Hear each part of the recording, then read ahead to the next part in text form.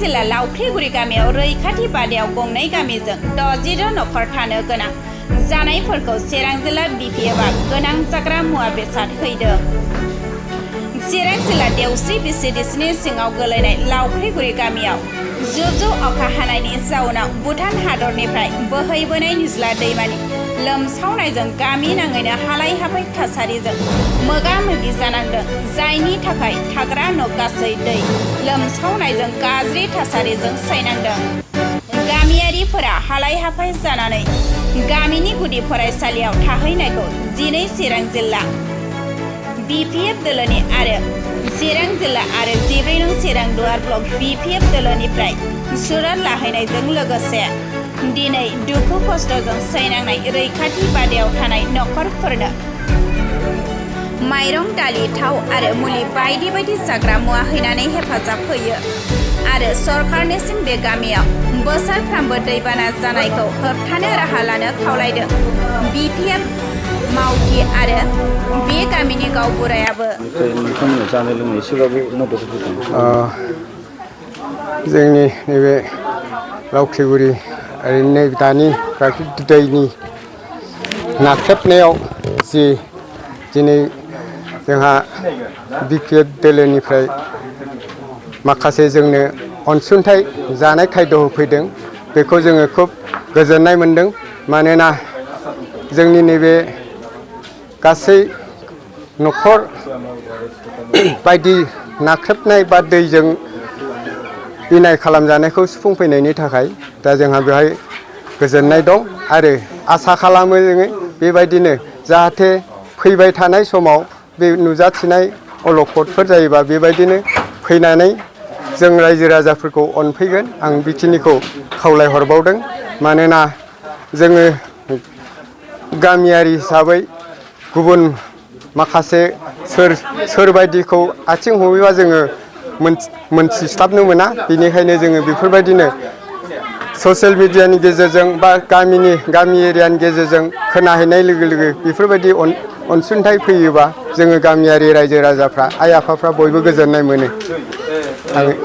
सरकारनिसिम बे प्रब्लेमखौ जोबथाय होनो मा खावलायहरनो सानो सोलिफु सरकारसिम? जोंथ' सरकार बिथिंखौ जोङो खावलायहरो। मानोना जोंहा दिनैसिम नैबे दैजों जोङो नासयजानाय बा सिख्रेबजानाया जोङो रानिं बोसोरबा जाबाय दाजों। बे रानिं बोसोरबा जानायनिफ्राय जोङो हायोबा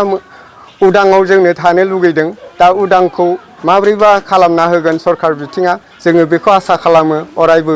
माने सरकारा जाय सरकाराव दङ बा रलिं सरकाराव थादों बा गुबुन गुबुन माबाफ्राव दङ, गासै जयै जोंनि नैबे नाख्रेबजानाय दैखौ जाहाथे अननायनि गेजेरजों प्रटेक्टनि राहा लायोबा जों मोजां मोनगौ आरो। सरकारनिफ्राय मा सुबिदा मोनगोन? सरकारनिफ्राय जोङो नैबे दानि थानायाव जोङो फार्स्ट हिसाबै जोङो सार्केलनिफ्राय जोङो एसे जानाय लोंनायखौ जों मोनबाय। दा गुबुन डिपार्टमेन्टफोरनिफ्राय मोनथ'वाखै, पाब्लिकनिफ्राय दै लाबोना होफैथ'बाय आरो बिनिफ्राय बिजेपि सरकारनिफ्राय बिदिनो बिथांमोनहाबो ओरैनो नायफैनायजों लोगोसे दै एरि लाबोग्रोदों, एसे बिस्कुट बिला लाबोग्रोदों। दा बिथांमोनहा होलांदों, जोङो फैफिनगोन माने जोङो बेखौ ओरैनो नायफैग्रोदोंल'। दा माला फैफिनगोन बे बिथांमोननि साननाय, जोङो दा बेखौ बुंथ'नो हाया। जायखिया बिथांमोनहा बेखौ आसा होलांदों आरो।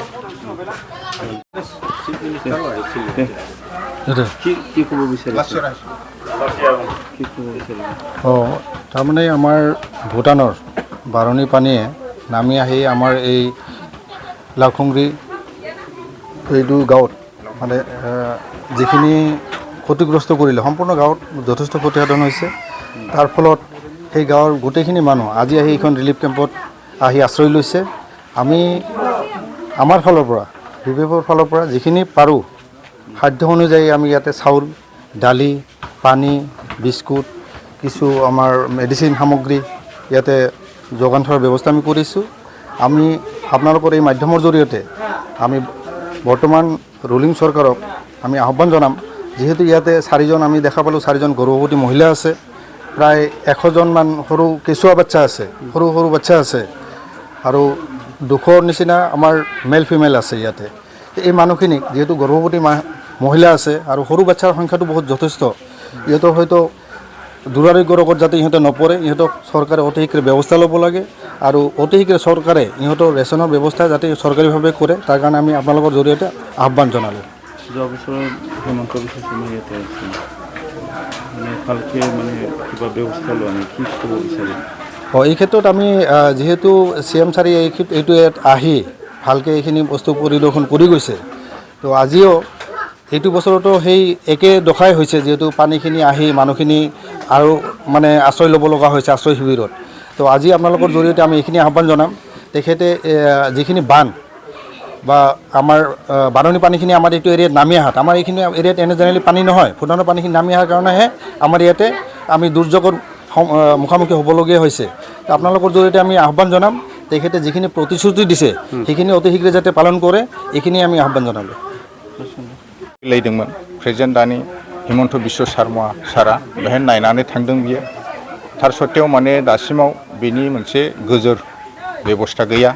बेखायनो आसा खालामदों दानि सरकारा माबा मोनसे नायफैनानै बेखौ थिरांथा खालामनानै होगोन होननानै आङो आर'ज खालामदों फ्राय बे जाबाय थायो दिनैसिमबो माबायाखै आरो राहा लानो आरो मा बुंबावनो सानो बेखौनो आं खावलायगोन गोख्रोङै जाहाथे रुलिं सरकारा बेहाय आखाइ दं हिसाबै पावार दं हिसाबै स्टेट सरकारजों रायज्लायनानै बेखौ पार्मानेन्टलि सलुसन खालामनो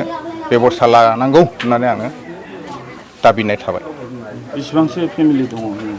दा मोनथिनायाव बहाय माखासेफ्रा थाफैजोबाखै खिन्थु जायफोर थाफैदों बियो 66 न'खर बिदि दङ होननानै आङो खोनादों इनक्लुडिं माने बाहाय आदिबासि फेमिलिफोरबो दङ 9 घरसो बेखौ जोङो मिथिनो मोन्दों ओंखायनो आं आसा खालामदों बे गासैबो फेमिलिफोरनि सायाव जाहाथे सरकारा नोजोर होयो बेखौनो आं खावलायबाय थाबाय